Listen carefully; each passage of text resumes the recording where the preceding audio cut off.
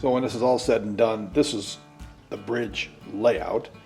And you can see we have our abutments, which we'll go ahead and sand and paint to get somewhat close to a concrete color. That'll be a whole other art. And then of course the bridge in the back. Still have to finish the abutments. Here I'll be more forgiving again. Okay, let's back this up. So the more I looked at this, the scaling was wrong. As I've mentioned before, the trestle bridge up in the front is pretty small because I'm cheap. When I built the bridge in the back, it looked just too big. And when you put a locomotive on it, it looked just wrong. And even though it's in the back and I was being somewhat forgiving, it still bothered me.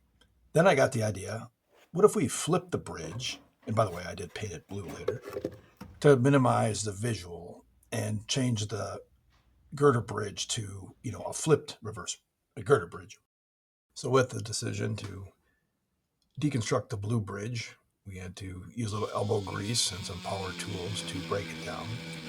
And then finally get to a position where I could cut it on my chop saw. Even with the blue bridge, I still needed to cut in the abutments on the rear of the river crossing. So I took care of that and got it cleaned up and ready for the next phase. So this bridge has progressed. Trying some new material. I've got polystyrene pieces here for model making. I had wood on here before and wasn't happy with that because I figured as I used the plastic to figure this out, it would look kind of mismatchy. Plus, with using the styrene, you avoid the wood grain pattern that you see. And again, as it sits against the back, not a big deal, but I wanted to try this stuff and see how it would work. So far I've glued these two pieces, top and bottom, and previously I'd cut these out, but now replacing the wood with this, these are a little bit short, so we're gonna have to go through and plan these out. Then I used a website, it's called onlinecalculatoruse.com. Throw that up there too, and measured out based on the width of the plastic, the number of dividers, how I would measure these out for consistent and even spacing. So that's kind of a nice thing. But we're going to get to work on this particular piece.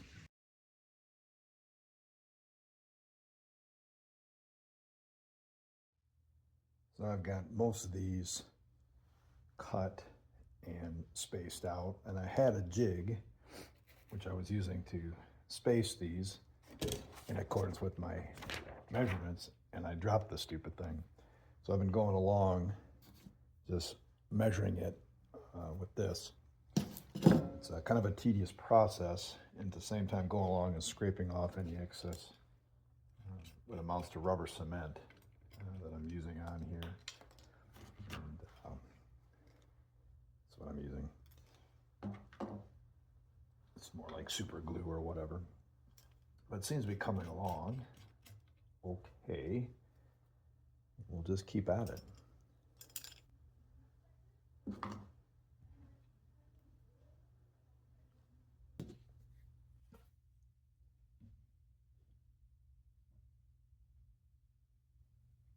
I've also, this top piece came loose, but it's okay. Because as I've placed these, I'll glue that last and push it down so it keeps a nice tight appearance across these uprights or whatnot. I started on this end and started working this way, stopped here, and now I started coming this way so I can kind of fudge a little bit if I have to make these seem consistent in at least appearance. I think it'll work. Okay, well, probably not rocket surgery, but I don't think that looks too bad. I did glue this top one and press it down. We'll let this sit now and see if we can find any little things like extra glue we'll have to maybe pick off there. So before we start painting the right size girder bridge, one thing I want to bring up are these. Now the power of the airbrush you need some type of air supply, and of course you can buy these on Amazon for like 10 bucks a pop, but they are $10 a pop. And even if you can hear, they're like half full of something. They just don't last that long. You can do maybe a terrain feature, maybe a bridge, and then they're kind of done. So I needed something else to power my airbrush. That thing needs more power, that's all it needs. Yeah, so I rewired it.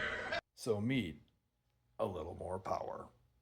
Before you can use this to replace this at $10 a can is first, most likely a trip to YouTube or Google to find all the parts and pieces you'll need and the process to connect it.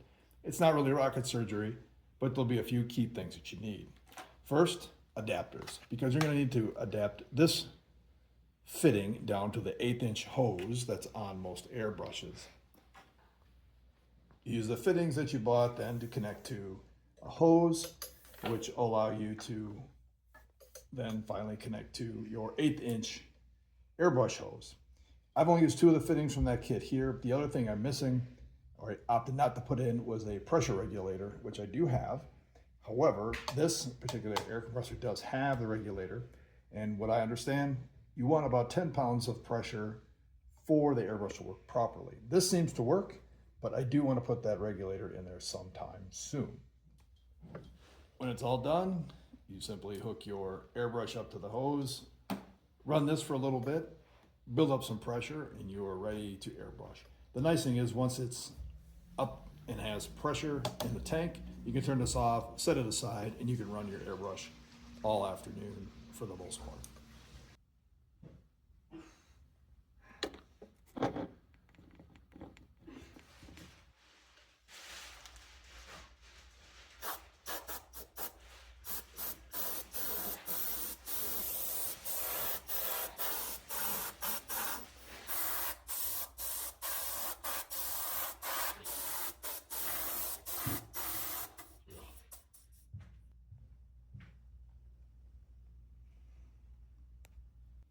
So we're going to get this bridge finished up, and like always in my haste, I've got a little bit of glue that seeped out and I wasn't real careful, so I tried to scrape and clean that out.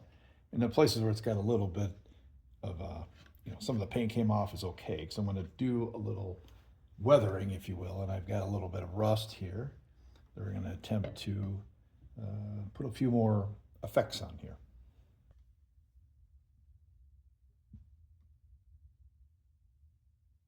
Using just a very, very small amount of paint. A little bit of rust up along these uprights. Just a very subtle effect of rust. So I don't want to use too much paint. But the good thing is that it is rust, so it can be somewhat forgiving. I'm not experienced at all in weathering. So you just have to kind of figure out what would look realistic. And to me, rust forming in these corners would probably be pretty close, because it would seep down and the water would adhere to those uprights and leave the rust. Progressing along, and the light isn't great right here, but I'm almost doing like a dry brush with the rust in between the uprights to kind of give a overall rusting effect. This is tricky to do. I think it gives a better effect than using the airbrush. So it's very, very subtle. You can see it gives just a little bit of depth on those uprights. So, okay, we'll go with that. Let that dry, and I'm going to put another layer of effect on there.